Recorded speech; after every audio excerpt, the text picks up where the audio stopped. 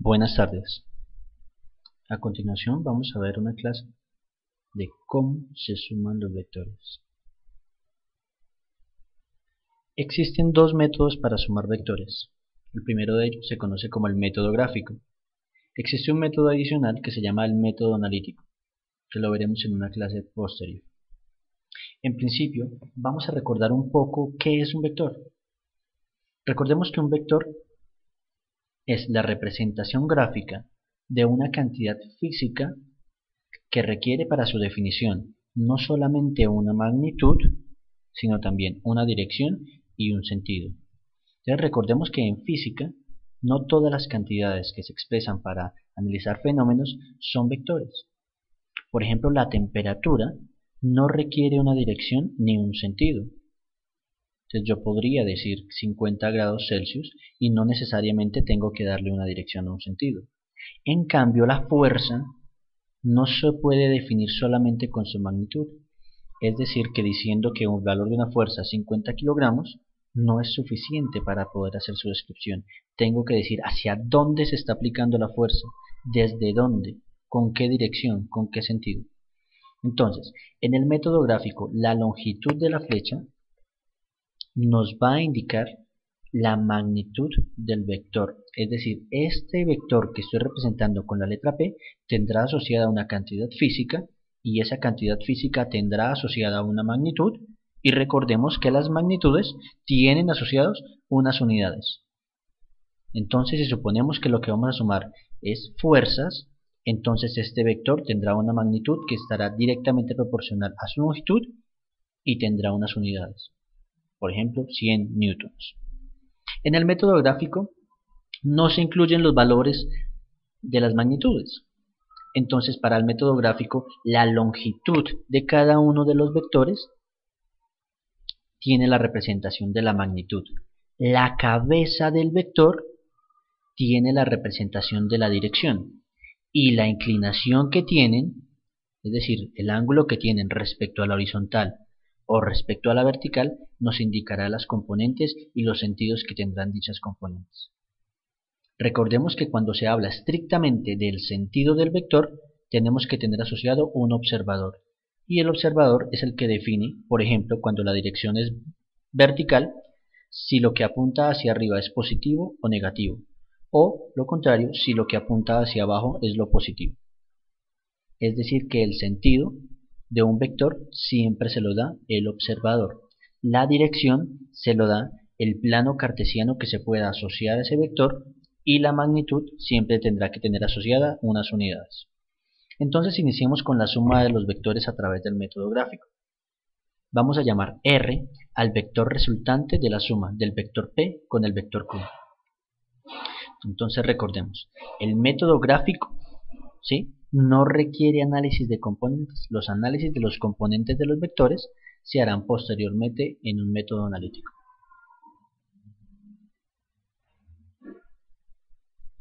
El método del triángulo.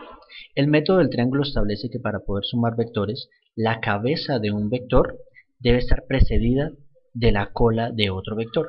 En este caso, como vamos a sumar los vectores P y Q, entonces la cola del vector Q debe coincidir con la cabeza del vector P, teniendo en cuenta que la dirección o la inclinación que tenía el vector Q se debe mantener. Es decir, que anteriormente habíamos visto la inclinación del vector Q. Esa inclinación del vector Q que vemos acá es la misma dirección o la misma inclinación que debe tener al momento en que lo sume. Yo lo que voy a hacer es trasladar el vector desde su posición original con la misma inclinación, pero que ahora coincida con la cabeza del vector P. El vector resultante será el que se encuentra de la cola del vector P a la cabeza del vector Q. Esa es la magnitud y la dirección del vector resultante. Recordemos que la dirección estará asociada al ángulo que tendrá con una línea horizontal o con una línea vertical que sean paralelas a nuestro plano cartesiano, como se ve en las clases. Yo también podría sumarlo de otra forma. Recordemos que en el caso anterior dijimos que el vector R era la suma del vector P con el vector Q. En este caso, vamos a sumar Q con R, es decir, vamos a aplicar la propiedad conmutativa. Vamos a cambiar el sentido de la suma. Primero vamos a sumar el vector Q con el P. Entonces lo que vamos a hacer ahora es que vamos a trasladar el vector P y vamos a hacer que coincida la cola de ese vector con la cabeza del vector Q. Y el vector resultante será el vector R, que será el que está en la cabeza del vector P y la cola del vector Q. Este vector R es igual a este vector R. Quiere decir que la suma de P con Q es lo mismo que la suma de Q con P. Lo que dijimos anteriormente, verificamos la propiedad conmutativa. A continuación vamos a ver el método del paralelogramo. Para el método del paralelogramo, las colas de los vectores P y Q deben coincidir en el mismo lugar. Entonces podemos verificar que acá coincide nuestro vector P y nuestro vector Q. El vector Q debe tener la misma inclinación que la parte original. ¿De acuerdo? Ahora lo que vamos a hacer es establecer líneas que sean paralelas al vector P y que coincidan con la cabeza del vector Q, y una línea que sea paralela al vector Q, pero que coincida con la cabeza del vector P. Esto nos da una forma de un paralelogramo, por eso se conoce como el método del paralelogramo. En el método del paralelogramo, el vértice donde están unidos los vectores originales P y Q, ¿sí?, y el vértice opuesto se unen a través de una flechita. Esa flechita es el vector resultante, que va a tener la misma magnitud que encontramos con el método del triángulo y va a tener la misma inclinación. Es más, si somos estrictos, podemos verificar que esta línea que es paralela al vector Q, pues tiene la misma magnitud. Y entonces estas tres líneas que vemos acá nos forman un triángulo, y pues es un caso específico el método del triángulo del método del paralelogramo. Si yo quiero hacer una resta, tengo que tener en cuenta lo siguiente, que el menos me puede indicar el sentido. Entonces, ¿qué voy a hacer? Vamos a cambiar el sentido al vector Q. Entonces miren que en principio mi sentido era hacia arriba. Ahora por tener el menos, mi sentido es hacia abajo. Entonces, ¿qué es lo que voy a hacer?